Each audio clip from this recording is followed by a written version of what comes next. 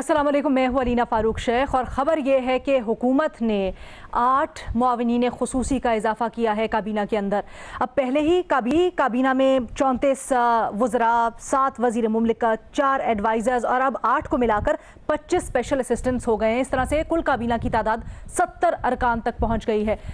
दूसरी जानिब हम देख रहे हैं कि मुल्क में किस तरह से माशी मुश्किलात इस वक्त छाई हुई हैं। चाहे आप ये देख लें कि सैलाब की वजह से जो इकॉनमी के ऊपर क्रंच आ रहा है, बिजली के बिल्स कहाँ जा रहे हैं, महंगाई का एक सैलाब है, और उसके बाद सैलाब तो आने वाले दिनों में किस तरह से मसाइल में इजाफा करेगा। ऐसे में काबीना के अरकान की तादाद में इजाफा करते जाना, इतनी बड़ी काबीना रखना, ये क्यों हो रहा है? हुकूमत इसके पीछे क्या देख रही है? हालांकि दावे तो वो करते हैं कि हम जहां से एक्सपेंस बचा सके बचाएंगे। ज़रा इसके लिए हमने जो एंगल वो ये है कि क्या हुकूमत ख़तरा महसूस कर रही है, जिसकी वजह से ऐसे वक्त में, ख़ासकर ऐसे वक्त में, तरजीह अवाम की रिलीफ से ज़्यादा इत्तेहादियों को नवाजना है? हाँ या नहीं के ऑप्शन है हमारे तजियाकारों के पास। पैनल पर आज ज्वाइन कर रहे हैं इरशाद भट्टी साहब, हफीजुल्लाह न्याजी साहब, महमद सरफराज साहिबा, शहजाद इकबाल साहब और मज़हर अब्बास साहब स्काइप के थ्रू हमारे साथ मौजूद हैं।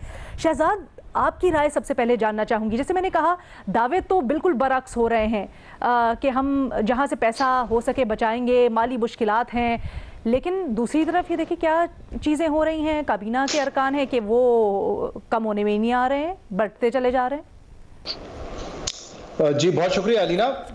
वैसे कोई ऐसा काम रह गया है जो इस हुकूमत ने ना किया हो, जिस पर वो 3.5 साल तनकीद करते आए थे? कैबिनेट पाकिस्तान तहरीक इंसाफ की मखलूत हुकूमत की बड़ी थी, उसको क्रिटिसाइज करते आए थे। अब 8 जो मुआविनीन खसूसी इन्होंने ऐड किया, उसके बाद 70 की तादाद हो गई है। महंगाई के हवाले से महंगाई मुकाओ मार्च करके ये हुकूमत में आए। महंगाई इस वक्त 50 साल का रिकॉर्ड तोड़ चुकी है। IMF की डिक्टेशन का इल्जाम पाकिस्तान तहरीक इंसाफ को लगाते थे।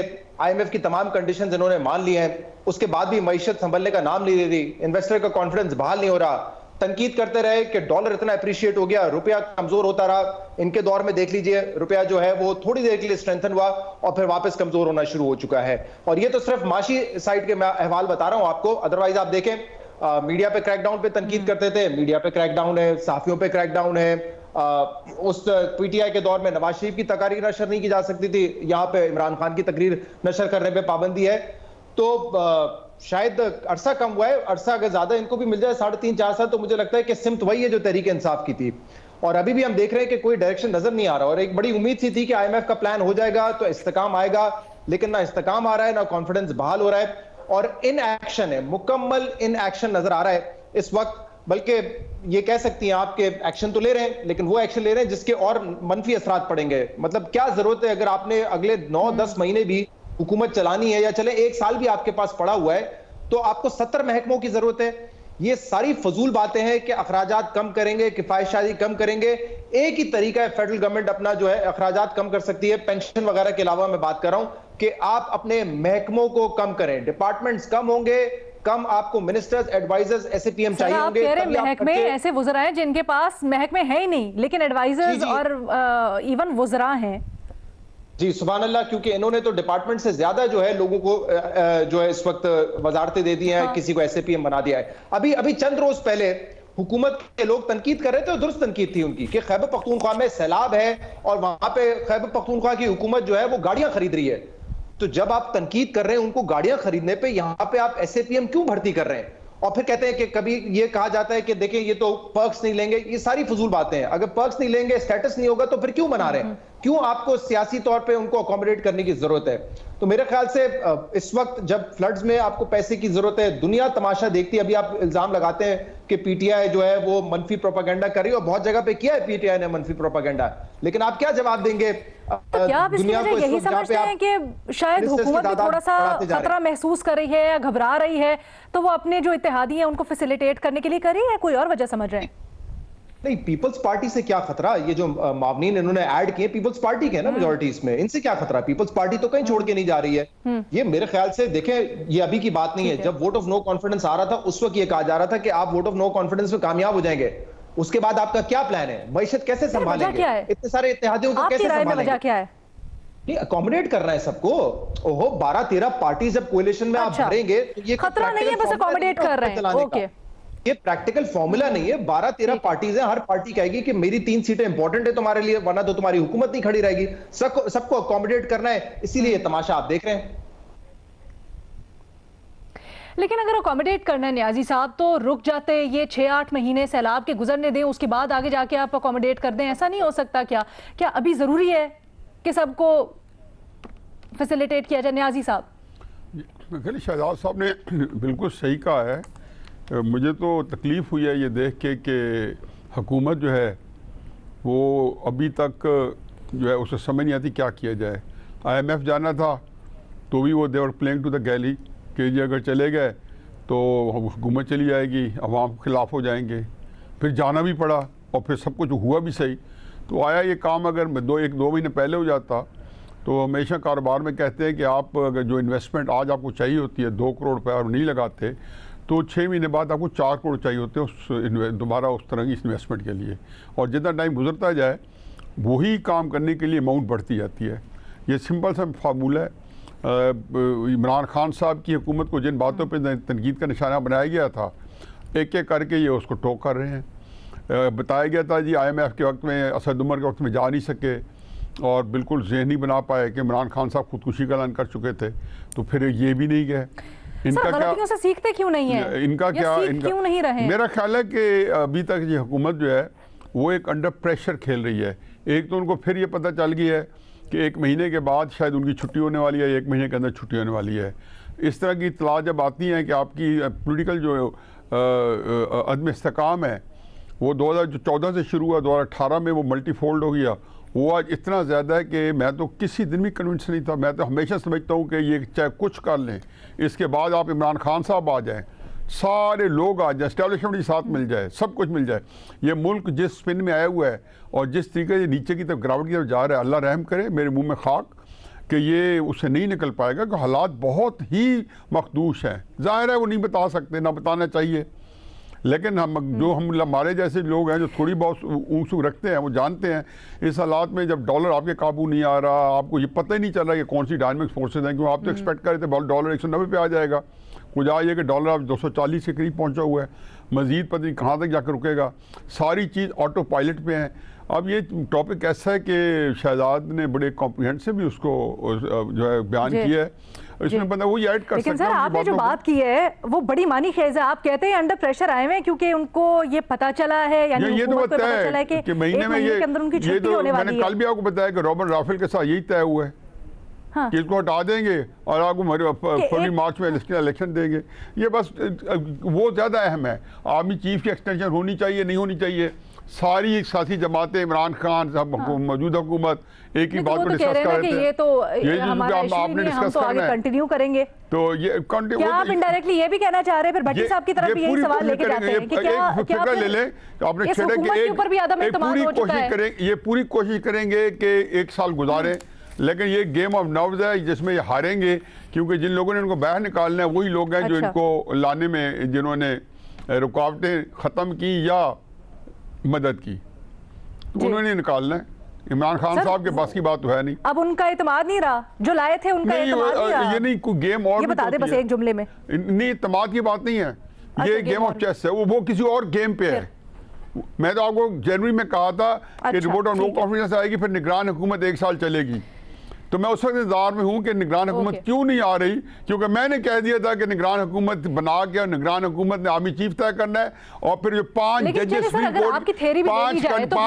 सुप्रीम कोर्ट के हैं वो भी आएंगे निगरान हुकूमत के। तो उन्होंने सस्टेन किया, ठीक है सर।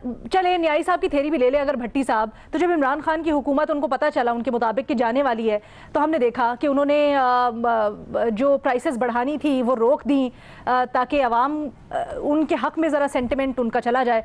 लेकिन ये हुकूमत तो इस तरह के काम कर रही है कि इससे तो ऐसा नहीं लग रहा कि वो कुछ अवाम की सिंपत्ति भी लेने के लिए कोई इकदाम करी है, कुछ करी है, तो बल्कि उल्टा ही सब कुछ पड़ा जा रहा है। पहली बात मैडम शेख, माजरत कि मैं इमरान खान और रॉबर्ट राफेल की मिसेस रॉबर्ट राफेल की मीटिंग में शामिल नहीं था। मैं लेट हो गया, रास्ते में ट्रैफिक थी, इस वजह से मैं नहीं पहुंच पाया, तो मुझे सही पता नहीं चल पाया कि वो अंदर क्या खबरें थी और अंदर क्या हुआ है। तो 1 आध दिन में जब मुझे पता चलेगा तो मैं भी इसी तरह एतमाद के साथ आपको इधर फेंकूँगा इंशाल्लाह। दूसरी बात ये मैडम शेख कि ये क्या अवाम के लिए आए थे? ये हुकूमत जो थी, ये हुकूमत अवाम के लिए आई थी कि आज आप इनसे तवक्को कर रही हैं कि ये आवाम के लिए कोई रिलीफ क्यों नहीं दे रही।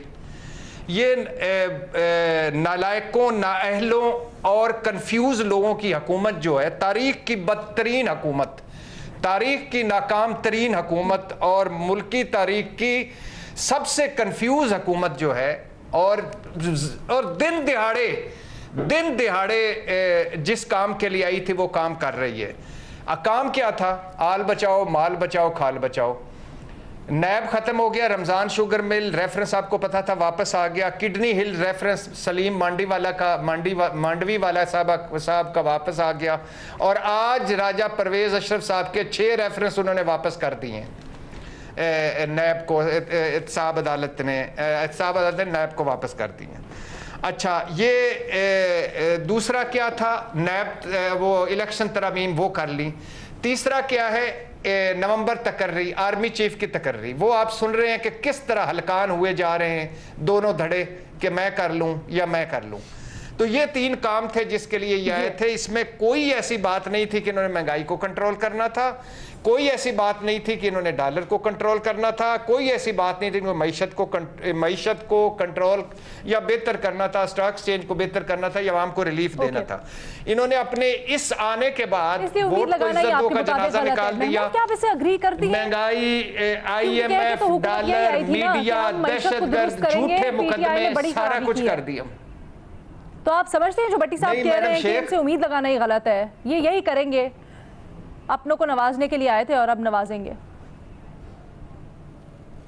देखिए लीना, आए तो वो इसलिए थे, शहजाद भी इसके ऊपर कई दफा बात कर चुके हैं, हम भी इसके ऊपर कई दफा बात कर चुके हैं कि एक तैनाती की वजह से जो एक डर था, एक खौफ था, जो कि खुर्रम दस्तगीर साहब भी उसके ऊपर जो है वो तो अब खुल के बात भी कर चुके हैं। फिर उसके बाद जो है वो हुकूमत का एक लालच भी होता है, तो डर और लालच जो है वो 2 चीज़ों की वजह से, और नवंबर बहुत ज़्यादा उसके अंदर फिगर इन किया था उस वक्त भी जो ये डिसीजन थी, तो इसलिए उस चीज़ को तो आप छोड़े कि वो किस चीज़ के लिए आए थे। इस सवाल के ऊपर आ जाए कि इस वक्त ये जो ये सब कर रहे हैं तो ये वाकई इत्तेहादियों को नवाजने के लिए ही कर रहे हैं। तो इसका मेरा ऑप्शन तो हाँ है कि आप देखिए कि अगर 25 SAPM है और उसमें अगर 20 से 21 जो हैं उनके पास अगर पोर्टफोलियोज नहीं है, तो इसका मतलब है उनको गवर्नेंस के लिए तो नहीं लगाया, क्योंकि अगर पोर्टफोलियो नहीं दिए, उनको पता नहीं उन्होंने क्या महकमे नहीं दिए, काम क्या करना है, तो फिर वो इसीलिए दिया है कि उनका एक स्टेटस होगा, कोई वो अपने हलकों में काम करा लेंगे, कोई चीज़ होती है, इन्फ्लुएंस होती है, तो वो गवर्नेंस के लिए तो नहीं आए। ये सिर्फ इसीलिए कि एक पॉलिटिकल सर्वाइवल, क्योंकि अगर इतनी जमातें हैं, सबको साथ लेकर चलना है, तो इसको भी कुछ दे दो, उसको भी कुछ दे दो, उसका भी हिस्सा डाल दो। इस वक्त असल मसला जो है, हुकूमत बेशक इस वक्त अपने सर्वाइवल के लिए जो है वो लड़ रही हो, क्योंकि जाहिर बात है इधर के प्रेशर भी होते हैं, लेकिन इकॉनमी नहीं चल पा रही। शहजाद ने भी इसकी बात की है, न्याय साहब ने बात की है, भट्टी साहब बात करें। आप मुझे बताएं इस वक्त अलीना कि डॉलर जो है वो आउट ऑफ कंट्रोल है, ओपन मार्केट में भी 240 का भी नहीं मिल रहा। आप ये चीज चेक कर ले कि अगर सट्टेबाजी भी हो रही है, क्या हुकूमत जो कि एक्सपेक्टेशन थी कि IMF के प्रोग्राम के बाद जो है डॉलर थोड़ा स्टेबल होगा, आप मुझे बताइए कि डॉलर स्टेबल होने के बजाय मजीद अगर इस तरीके से बढ़ता जा रहा है और डिफॉल्ट के खतरात अगर अभी भी मंडला रहे हैं, तो इसका मतलब ये है कि हुकूमत के पास इस वक्त मईशत की ना कोई सोल्यूशन है, ना ही कोई उम्मीद है। ये क्या कर रही है हुकूमत? आप बस ठीक है नवाजे जाएं, आप देते रहे। आपको अगर लगता है कि इससे आपका पॉलिटिकल सर्वाइवल हो जाएगा, फ्लड्स आए हुए हैं जिससे आपका भी $10 बिलियन, तो आप कह रहे हैं, इंडिपेंडेंट एनालिस्ट ऑब्जर्वर्स कह रहे हैं कि $30 से $40 बिलियन का लॉस हो सकता है जब इवेंचुअली इसका ये जब खत्म होगा और आप रेस्क्यू रिलीफ फेज 1 से निकल के आप जब रिहेबिलिटेशन और सेटलमेंट की तरफ जाएंगे। तो आप मुझे बताइए, अगर आपसे इकोनॉमी नहीं संभलेगी तो आप क्या हुकूमत बचा रहे हैं या आप किस किस को नवाजेंगे? ये देखिए कि ऑन द ग्राउंड लोगों का सर्वाइवल मुश्किल हो रहा है। जरा इनपुट लें, लेकिन पहले जरा मजहर अब्बास साहब को शामिल गुफ्तगू करते हैं। मजहर साहब, आप क्या वजह समझ रहे हैं कि क्यों नहीं अभी तक कंट्रोल हो पा रहा और ये हुकूमत कर क्या रही है? यही हुकूमत से सवाल है कि वो कर क्या रही है। शहबाज शरीफ की साहब की तकरीर, अभी मैं वजीर आज़म की तकरीर सुन रहा था जो लॉयर से कर रहे थे, ऐसा लग रहा था कि पाकिस्तान में बिल्कुल मईशत जो है वो कोलैप्स है। खुद ही कह रहे हैं कि हाँ महंगाई उरूज पर है। और अमल क्या है? अमल ये है कि डॉलर भी ऊपर जा रहा है, काबीना भी ऊपर जा रही है।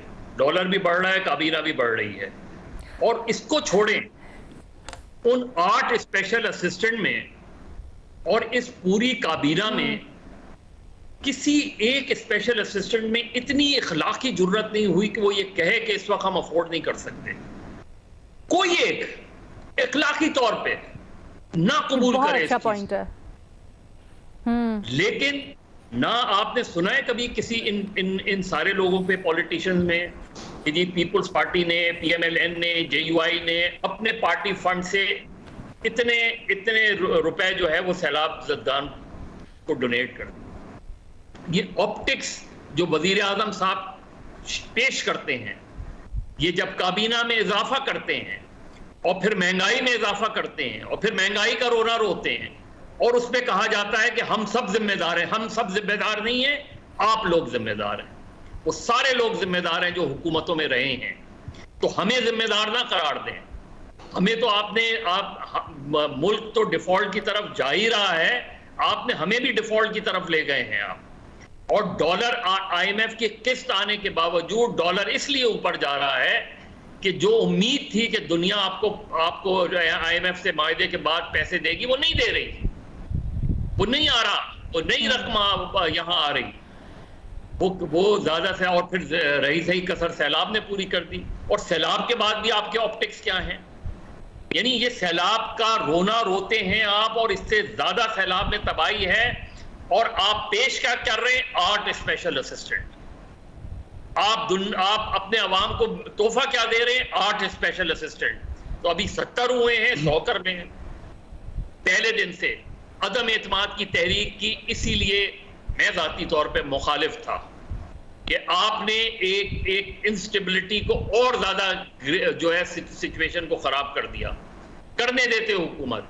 ये कहना कि जी डिफॉल्ट की तरफ चला गया जा रहा था, तो आप आज कौन सा डिफॉल्ट से निकाल लाए हैं मुल्क को? आज भी वही सूरत हाल है। क्या हुआ? आपने नहीं काबू आ रहा ना, नहीं कंट्रोल हो रही है ना, आप पॉलिटिकल स्टेबिलिटी लाए ना, आप इकोनॉमिक स्टेबिलिटी लाए। पॉइंट है। मैं शहजाद से उनकी इंसाइट चाहूंगी इसके ऊपर। मज़े साहब, शहजाद को मैं सुनना चाहती हूँ, जरा उनसे पूछे शहजाद, क्योंकि बात यही हो रही थी जब हम भी पहले बात करते थे तो तकिया किया जा रहा था IMF के ऊपर कि उनका कर्ज की किस्त आएगी और मामला बेहतरी की तरफ जाएंगे।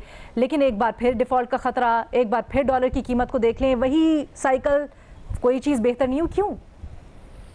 अच्छा, एक तो आप हम तज्जियाकारों से ये सवाल पूछ रही हैं, और मज़हर अब्बास साहब भी कह रहे थे कि वोट ऑफ नो कॉन्फिडेंस की मुखालफत की एक वजह यही थी क्योंकि इंस्टेबिलिटी होती और आगे 13 जमातें मामला चला नहीं सकती, ये बड़ा ऑब्वियस था।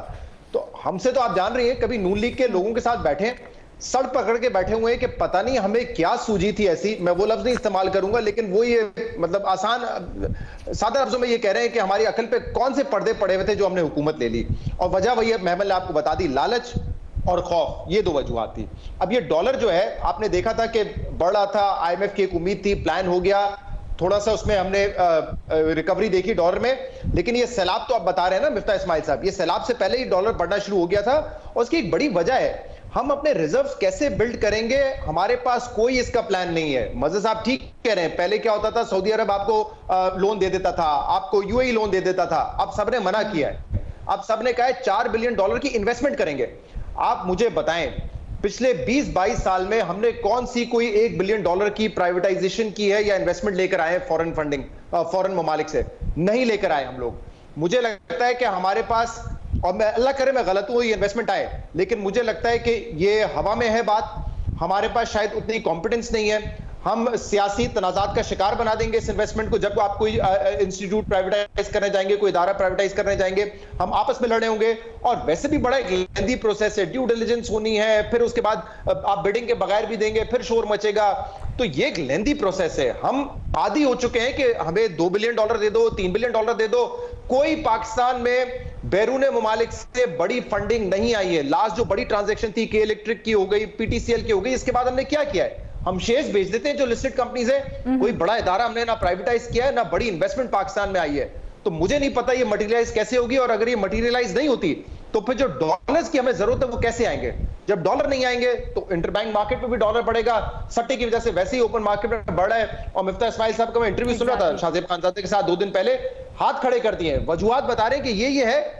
फिर हर इंटरव्यू की तरह वो कह देते हैं कि बैंक्स को हम फाइन करेंगे क्योंकि उन्होंने 300% नफा कमा लिया है फॉरेन एक्सचेंज इनकम पर। लेकिन कब करेंगे आप? इंटरव्यू में बार बार कह देते हैं लेकिन कोई एक्शन नहीं है, टोटल इनएक्शन है हुकूमत की जानिब से। ठीक है जी, एक छोटी सी ब्रेक लेंगे, उसके बाद वापस आप सवाल के साथ।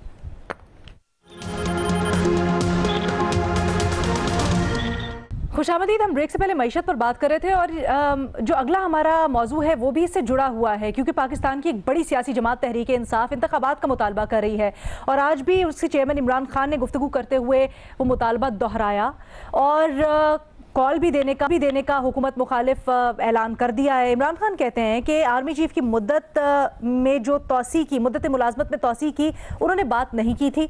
साथ ही साथ उन्होंने कहा कि सितंबर में हुकूमत मुखालिफ वो कॉल देंगे और एहतजाज की कॉल ज़्यादा दूर नहीं है। जब देंगे तो फिर अवामी मकबूलियत इनको बताएगी कि इंतखाबात करवाने ही पड़ेंगे। अब पूछना अपने तज्जियाकारों से ये है कि क्या इमरान खान हुकूमत पर जल्द इंतखाबात करवाने के लिए दबाव डालयाब होंगे, हाँ या नहीं के ऑप्शन है तज्जियाकारों के पास। क्या समझते हैं आप न्याजी साहब? अभी जैसे हम ब्रेक से पहले भी बात कर रहे थे गो के ये मामले जुड़े हुए हैं, लेकिन इस तरह की सिचुएशन के अंदर जहां सैलाब है, माशी मुश्किलात हैं, वहां पर आपको इंतखाबात होते हुए नजर आ रहे हैं जल्दी? देखिए जी, पहली बात तो आपने देख ली है कि हमारे जो सियासतदान हैं, जो बराह रास्त सियासत कर रहे हैं या बिलवासत सियासत कर रहे हैं, वो अपने अज़्म में जो है ना, उनका अज़्म समीम है और वो बिल्कुल एक जो मुस्तहकम तरीके से उसको परसू कर रहे हैं। पहली बात तो यह है कि आई लव यू बूट, आखिर इमरान खान साहब कितनी उनके अंदर एक हसरत है, कितनी एक तमन्ना है और कितनी एक वो मिस कर रहे हैं बूट को, कि वो कह रहे हैं काश वो बूट हो जिसके सहारे मैंने पहले 3.5 साल हुकूमत की, जिसके ज़रिए हुकूमत ली और जिसके ज़रिए मैं 2014 से बॉर्न अगेन इमरान के नाम पर मैं सियासत कर रहा हूँ। बाकी रही बात ही कि जो कुछ हो रहा है उसमें सिर्फ सीधी सी बात यह है कि इस हुकूमत की भी पहली प्रायोरिटी ये है कि हम अपने आप को बचाएं, अपनी सियासत जो उनकी बहुत टक्के टोकरी हो चुकी है किसी तरीके से उसको रिकवर कर सकें। इमरान खान साहब तो दिन दहाड़े और रात अंधेरे यकसू हैं, वो तो इसको जस्टिफाई कर रहे हैं कि सलाब और नो सलाब मेरी सियासत के जो मकासद हैं, जो कि अरफा हैं, आला हैं, तो वो उसको एक बिल्कुल नाक की सीध वाली सियासत को परसू कर रहे हैं। लेकिन जो लोग बिलवासा तौर पे इस सिस्टम के साथ मुलव्वस हैं और जो अल्टीमेट जिनकी शे है, तो वो भी को कम पीछे नहीं हटे हुए, वो भी उसी यकसुई के साथ उसी तरीके से चल रहे हैं। तो मुझे तो ये पता चल रहा है कि तीनों फरीकों के अंदर जो है वो सियासत के ऊपर जो प्रायोरिटीज़ हैं उसके अंदर कोई जो है झोल नहीं है, कोई उसके अंदर स्नैग नहीं है, वो बिल्कुल एक तीर की तरह स्टेट जा रहे हैं। एक बात जो है तय है कि अभी ये तय हो रहा है पाकिस्तान में, ये तय नहीं हो रहा कि डॉलर किधर जा रहा है, इकॉनमी किधर जा रही है, हुकूमत कहाँ जाके रुकेगी। इमरान खान साहब जो है वो आज तौसबी गई तो एक ही एजेंडा लेके गए कि किस तरीके से मुल्क का इंतशार बढ़ सकता है, किस तरीके से मुल्क डिफ़ॉल्ट कर सकता है, सूबाई वज़राए ख़जाना को कैसे कन्विंस किया जा सकता है, यूएन के सेक्रेटरी जनरल का पाकिस्तान में आना हमारी एजाज़ की बात, किस तरीके से उसको अंडरमाइन किया जा सकता है। साथ कहते हैं ना कि लेकिन एक बात है कि जो उनको अचीवमेंट, जो मैं दो बातें मैं आखिरी कर दूँ, जो अचीवमेंट हुए हैं वो भी कमाल की हैं। मुस्लिम लीग नून को 2014 से नवाज शरीफ से पाक करना चाहते थे, नहीं कर सके, बिल आखिर इक़्तिदार देकर उन्होंने पाक कर लिया। इमरान खान साहब को एक दफ़ा इक़्तिदार में दे चुके हैं, उनको पता चला इक़्तिदार ऐसा त्रियाक है कि उसमें बंदा जल्दी खर्च हो जाता है। अब मुस्लिम नून को टेक्निकली अपोजिशन पार्टीज को उन्होंने फारिग कर लिया है। इमरान खान जिसमें दोबारा जान पड़ गई है, आप मेरे साथ सामने रख लें, मैं आपको कई दफ़ा कहता हूँ इस पार्टी के ऊपर भाई लोगों की ललचाई नज़रें हैं और उनको पता है कि इमरान खान साहब के अलावा भी ये पार्टी बड़े काम की है। इस पार्टी को इक़्तिदार मिलेगा इमरान खान साहब की मौजूदगी में या गैर मौजूदगी में, दोनों सूरतों में इमरान खान साहब फारिग हो जाएंगे, क्योंकि ये फार्मूला पिछले 5-6 साल से हमने सारी चीज़ों को पाकिस्तान के जो जिसको कहना चाहिए कि सालमियत छोड़े हर चीज़ को दो पे लगा के ये इन चीज़ें हासिल की हैं। तो ये बड़ी कीमती चीज़ है जो हासिल की है। कि बस 1-1.5 महीना, सर पहले आपने कहा ना 1-1.5 महीना, तो 1-1.5 महीना आने वाले दिनों में ही हम देख लेंगे वो 3-4 महीने का इंटरम पीरियड और उसके बाद फिर उसके बाद सुप्रीम कोर्ट के जज भी मिल जाएंगे, उसके बाद बहुत कुछ मिल जाएगा क्योंकि इंटरिम सेटअप में वो सारी चीज़ें हैं, वो सारी चीज़ें हासिल हो जाएंगी। सुप्रीम कोर्ट उनका ज़्यादा कंट्रोल में होगा भाई लोगों के, तो ये इंटरिम जो है साल भी चल सकता है, ये बांग्लादेश में भी चल चुका है। ये बड़ी नई नई चीजें आप देखेंगे। मैं खुद जो है कहता है हैरान हूं कि दुनिया क्या से क्या हो जाएगी। आंख जो कुछ देखती है लब पे आ सकता नहीं। मैं भी हैरत हूं कि दुनिया क्या से क्या हो जाएगी। सर आप जो कह रहे हैं ये प्रैक्टिकली किस तरह से पॉसिबल होगा, जरा इसके ऊपर भी पूछते। भट्टी साहब आप किस तरह से देख रहे हैं सारे मामले को, और इमरान खान साहब जो कह रहे हैं कि मैं सितंबर में निकलूंगा, क्या ये गीदड़ भभकी है या फिर वाकई में कुछ प्रेशर डालने में कामयाब होंगे और आगे मामला इंतखाबात की तरफ ही जा रहे हैं जल्दी? खुदा का खौफ करें, अभी इमरान खान को कोई ज़रूरत है प्रेशर डालने की? अपने मुल्क का हाल देखें और अपने मुल्क पर जो अजूबे मुसल्लत हैं उनका हाल देखें। ये जो कार्टून नुमा मखलूक है इनका हाल देखें, इनकी गवर्नेंस परफॉर्मेंस देखें और क्या करना चाहते हैं इमरान खान। बुग़्ज़े इमरान, दुश्मनी इमरान, वो तो दहशतगर्द हो चुका, अंदर भी कर देंगे नायल भी कर देंगे। अब करेंगे क्या इस मुल्क के साथ? इस हुकूमत के पांव ज़मीन पर हैं, ये तो इतने डरे सहमे हुए हैं। मुल्की मसाइल और मसाइब ये हल कर सकते हैं, नहीं कर पा रहे। इनके पास ना रोड मैप है ना विजन है। ये अभी तक एक ओहदे के लिए लड़ रहे हैं। 70 वजीर मशीर, कोई खुदा का खौफ है, कोई शर्म, कोई हया ख्वाजा आसिफ साहब की बकौल।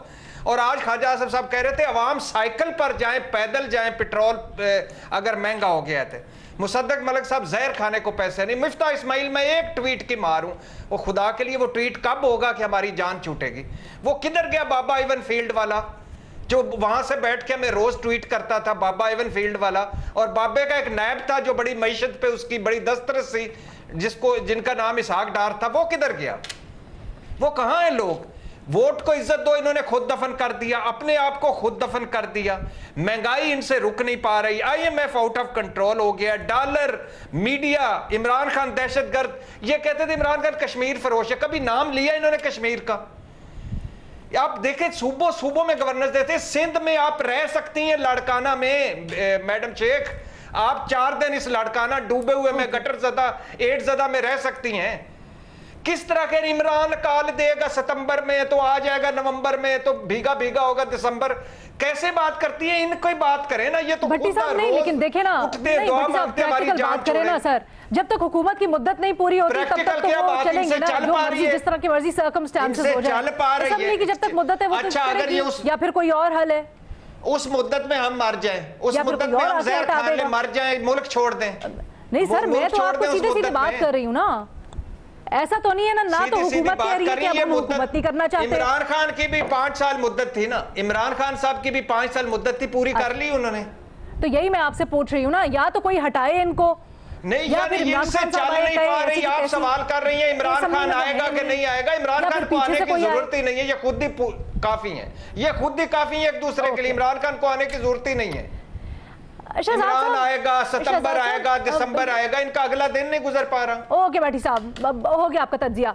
शहजाद साहब आप कहिएगा, मुझे प्रैक्टिकली बताइएगा किस तरह से आप चीजों को आगे चलता हुआ हो गया, जनाजा निकल गया हमारा।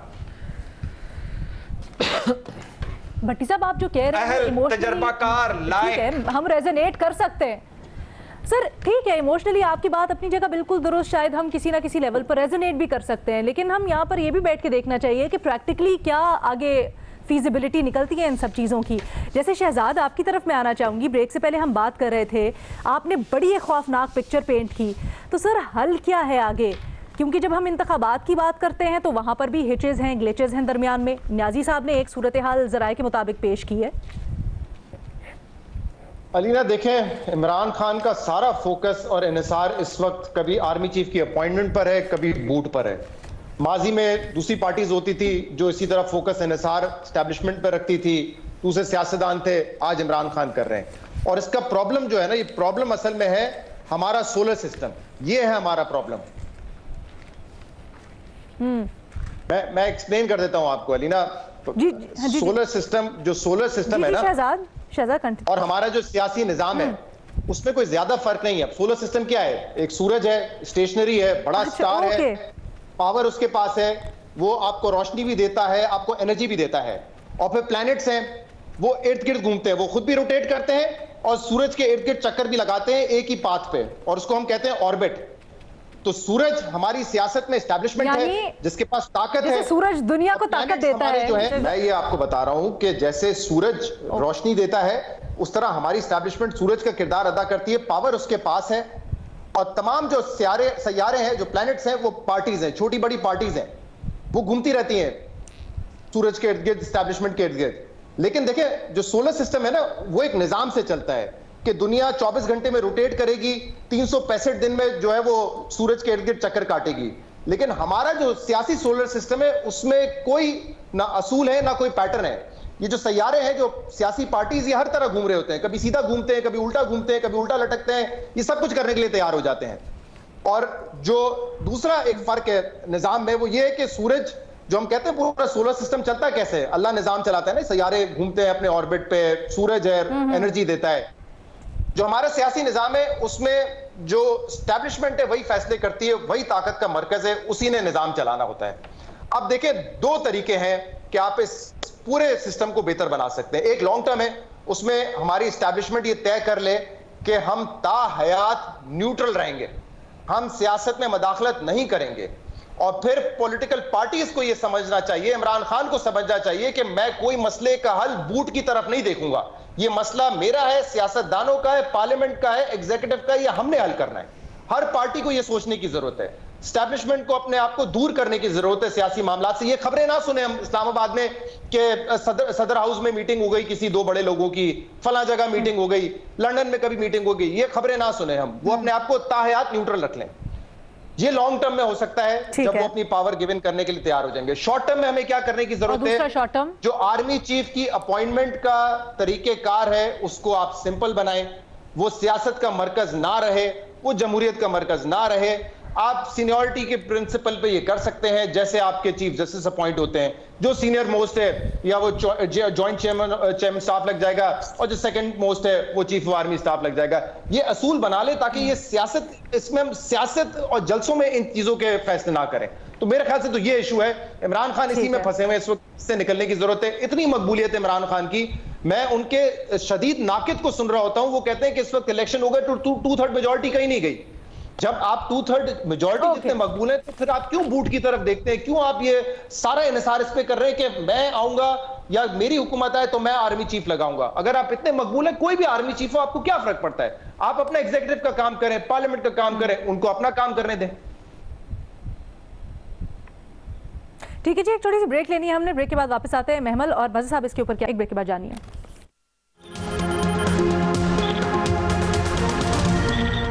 ब्रेक के बाद खुशामदीद, हम बात कर रहे हैं, इमरान खान ने कहा है कि जी अगले महीने यानी सितंबर के बाद कॉल दे सकता हूं हुकूमत मुखालिफ एहतजाज की। क्या दबाव डालने में कामयाब हो सकते हैं इमरान खान?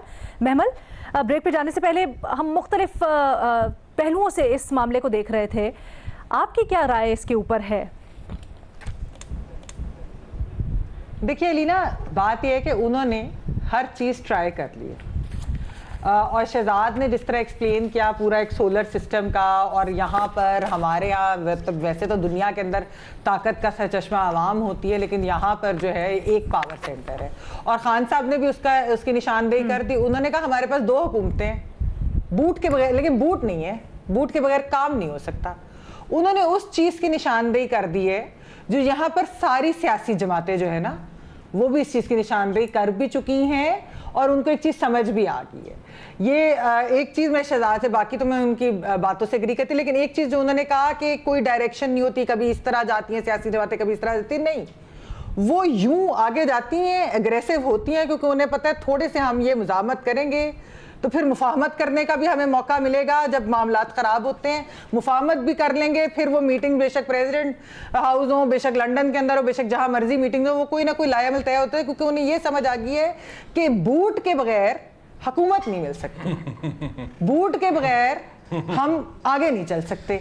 ये जो सारी चीजें हैं ना, ये हम बिल्कुल, हम हमेशा बात करते हैं, हम आइन की, हम कानून की, ये बात कह रहे हैं कि न्यूट्रल ही ताहयात रहना चाहिए, लेकिन यहाँ पर क्या किया इमरान खान साहब ने? ये जो तौसी वाली बात, चले तौसी का लफ्ज नहीं, लेकिन रोज बाय एनी अदर नेम वाली चीज ही हुई ना, डिफर कर दे जी इलेक्शनों तक, आगे मौखर कर दे, जो मर्जी इसको अल्फाज आप कह ले। पहले हम पीटीआई से सुनते थे कि नवंबर से पहले इलेक्शन, क्योंकि उन्होंने तैनाती करनी है। देखे ना अलीना, बात ये ना, उन्होंने तैनाती की बात थी ना, नवंबर की तैनाती की बात थी ना, तो हम यही सुनते थे कि नहीं इलेक्शंस उससे, और वोट ऑफ नो कॉन्फिडेंस में भी यही था कि नवंबर की तैनाती। अब उन्हें ये नजर आया कि अच्छा नवंबर में तो इलेक्शन आ नहीं सकते, हो नहीं सकते क्योंकि अब जो ये टाइम पीरियड गुजर गया है, तो उन्होंने कहा कि लेकिन मैं इस डिबेट और इस सारी डिसीजन का हिस्सेदार कैसे ना रहूं, इसके बगैर तो फिर बड़ा मुश्किल हो जाएगा, इलेक्शंस भी हो जाए उसके बाद भी। इसलिए उन्होंने कहा मैंने इससे बाहर नहीं रहना। उन्होंने फिर तैनाती की बात की है, डिफर करके इलेक्शनों के बाद नया चीफ कौन लगाएगा ये बात हो रही है ना। तो बात हो रही है एक्सटेंशन की, बात भी इसलिए करें ताकि जो कुछ भी होना है उसमें अगर हिस्सेदार मैंने होना है तो फिर ये बूट जो है ना, बूट को इज्जत हो, ये करना है। तो वो जितना मर्जी एंटी एस्टैब्लिशमेंट हो जाए, जितना ज्यादा वो मीर जाफर, मीर सादिक, न्यूट्रल हर चीज वो कर ले, नहीं वोट को अगर इज्जत देनी होती ना तो इस वक्त शहजाद ने ये बात निशानदेही की है ना कि इस वक्त इमरान खान साहब से मकबूल तो कोई नहीं है। अगर इलेक्शंस हो जाएं तो वो सिंपल मेजोरिटी हो सकता है, वो उससे भी ज्यादा ले जाए, 2/3 भी अगर लेके जाते हैं, तो फिर आप मुझे बताएं कि अगर अवाम सारी साथ है तो किस चीज का डर है? किस लिए ये तौसी या डिफर या इस सब की बात कर रहे हैं? किस लिए कह रहे हैं बूट नहीं है तो कोई काम नहीं हो रहा? किस लिए मेंड फेंसेस कर रहे हैं? ये सब कुछ क्यों कर रहे हैं? क्योंकि उन्होंने बाकी पार्टियों से सीख लिया है।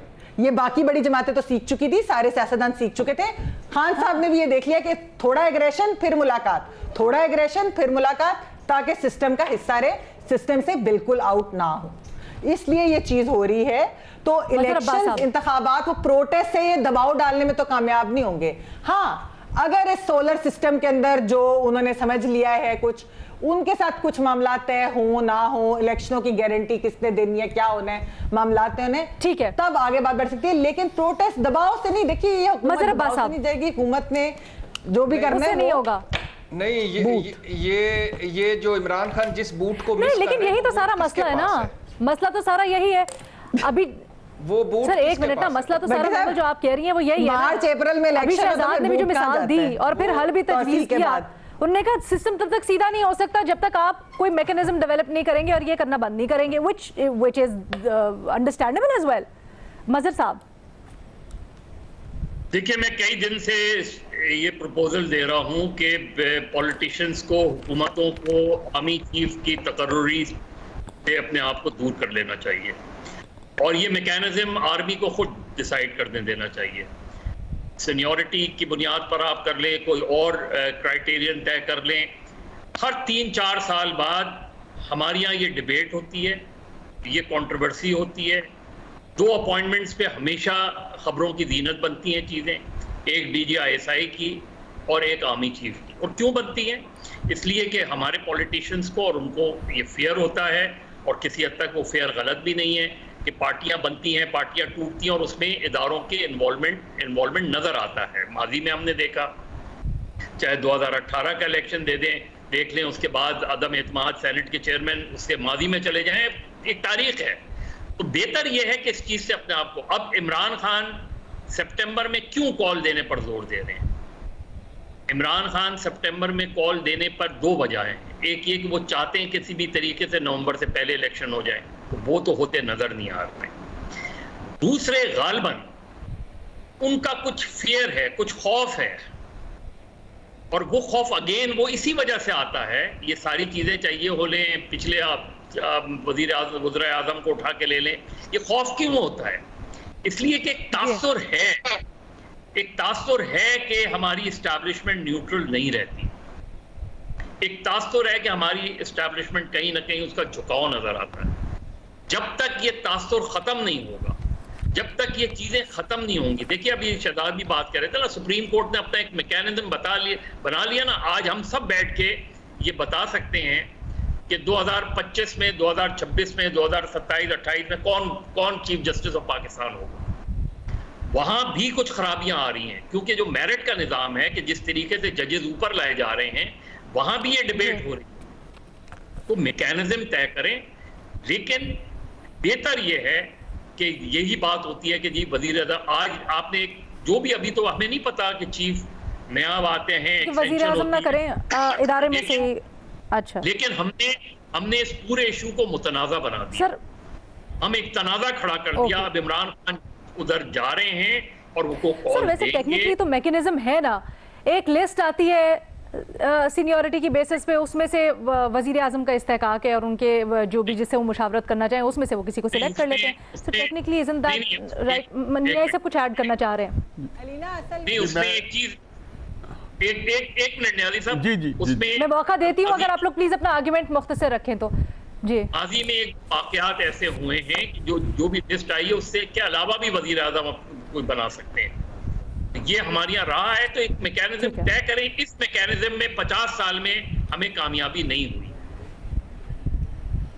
ठीक है न्याय साहब। जी, पहली बात तो यह है लीना के जो हमारी आर्मी है, मैं आती हूँ, वो आईनी इदारा नहीं है, वो एक एग्जेक्टिव इदारा है और प्राइम मिनिस्टर के नीचे एक जैली है। ये बात बिल्कुल सही है कि जैसे इंडिया के अंदर है कि सीनियर मोस्ट आर्मी का जनरल जो है और उसको कोई एक्सटेंशन नहीं मिलती, खुद ब खुद जो नंबर 1 होता है वो प्रमोट हो जाता है। हमें एतमाद रखना चाहिए कि हमारे जितने लोग लेफ्टिनेंट जनरल बनते हैं सब में अहलियत होती है 4 स्टार जनरल बनने की।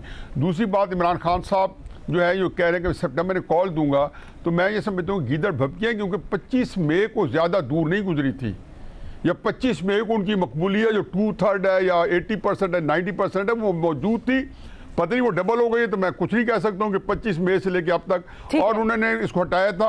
और आखिरी बात ये है कि देखिए इमरान खान जो है एक नफसियाती अजूब है। 2010 में कहता है कि मैं जब इक़्तिदार में आया तो आर्मी चीफ को एक्सटेंशन नहीं दूंगा। 2019 में कहता है कि हम हालत में जंग में है, जरा बाजवा साहब को एक्सटेंशन देनी ज़रूरी है, बहुत ज़रूरी है। फिर 2022 में कहता है मेरी सबसे बड़ी गलती थी बाजवा साहब को एक्सटेंशन देने की। चंद महीने बाद कहते हैं कि मैंने एक्सटेंशन देनी है। तो आप ये सोचें कि एक बंदा किसी नफसियाती जान का शिकार है, और ये जो गीदड़ भपकी है, क्योंकि अगर 25 मई को बंदे निकाल लेते तो हालात के मुताबिक बंदा बदल सकता है। के मुताबिक बदल लिया, उनको ये सूट कर रहे हैं, वो कहते हैं ऐसा होना चाहिए। मैडम शेख, इसी भट्टी साहब इजाजत दीजिएगा, अजूबे ने सारों को नफ्सियाती मरीज बना दिया। और कौन है जिसने इस तरह के बयान नहीं दिए? ये मज़हक का खेस कौन है हमारा सियासतदान जिसने? अलीना असल मसला क्या है? कहीं नहीं अलीना, असल में क्या है, ये आप मैकेनिज्म निकाल लें। चले आप जरूर बैठ के, मैकेनिज्म तो इन सियासतदानों ने ही बनाना है ना, पार्लियामेंट में ही तय करना है। मैकेनिज्म को छोड़े, क्या इस मैकेनिज्म के अंदर ये होगा कि एक्सटेंशन नहीं होगी? क्योंकि ये बहुत सारी जो चीजें हैं किस तरह से हमारी सुप्रीम कोर्ट जो है, आप मुझे बताएं क्या उसके ऊपर कोई मैकेनिज्म बनेगा कि नहीं? फिर और इसके ऊपर सियासतदानों को बात करनी चाहिए। बहुत सारे जो मसाइल जो शहजाद ने बात की ना, सोलर सिस्टम की, ये जो बूट की पावर है ना, इसमें एक्सटेंशन का भी एक बहुत बड़ा हाथ है। नहीं, इसको छोड़े महमल, सबसे बड़ा मसला ये है, सबसे बड़ा मसला ये है कि हमारी जो अदालतें हैं, आपको एरिया बताते हैं, हमारी जो अदालतें महमल हमारी अदालतें जो है वो आईन को कई दफा स्ट्राइक डाउन कर चुकी हैं या कह चुके हैं पार्लियामेंट को असल में जो वीक किया गया है। और मैडम शेख, वो जिस बूथ को इमरान खान मिस कर रहे हैं वो किधर है यार? जी मदर साहब, भट्टी साहब प्रैक्टिकल में करें ना कि क्या एक जुमले में कंक्लूड कीजिएगा, then I have to close the program. जी मदर साहब, आप क्या कह रहे हैं? देखिए न्याजी साहब, प्रैक्टिकल सिचुएशन क्या है? हमने कियानी को एक्सटेंशन दी, जब फौज टेक ओवर कर लेती है तो आर्मी चीफ आपको खुद ही एक्सटेंशन देते रहते हैं। असल चीज ये है कि प्रैक्टिकल ये है कि हमने हमारे जो भी वज़राए आज़म रहे हों राइटली और रॉन्गली, लेकिन इस मामले में हमने देखा है अली कुली खान के ऊपर मुशर्रफ को आपने तरजीह दे दी। माजी में भी हमने देखा है जुल्फ़िकार अली भुट्टो ने 6-7 जनरल एक पॉइंट डालता जाऊं मैं साहब, एक पॉइंट। नवाज शरीफ का जो क्राइसिस रहा है कि वाहिद प्राइम मिनिस्टर है जिन्हें असलम बेग से लेके जिन्होंने इनको हाथ से पकड़ इक़्तिदार दिया, वहां से लेके बाजवा साहब तक किसी को एक्सटेंशन आज तक नहीं दी थी। राहिल शरीफ साहब तो किसी को, उनको हमेशा ये होता है कि ये बंदा एक्सटेंशन नहीं देता, और अभी भी इनको यही पता है कि मुस्लिम नून एक्सटेंशन नहीं देगी, इसलिए हुकूमत को गिराया जा रहा है। मजीद आप पूछ लें, लास्ट अभी सब इकट्ठे थे, ये सारे के सारे जो है, ये मुस्लिम नून जो है उसके बारे में अगर ये खौफ न होता, हम इस डिस्कशन को आने वाले दिनों में जारी रखेंगे। अभी प्रोग्राम में हमारे पास वक्त खत्म हो गया है। ओके न्याय साहब, आपका पॉइंट आ गया, सबका पॉइंट आ गया, हमारे पास प्रोग्राम में वक्त खत्म हो गया। इजाजत दीजिए, अल्लाह हाफिज।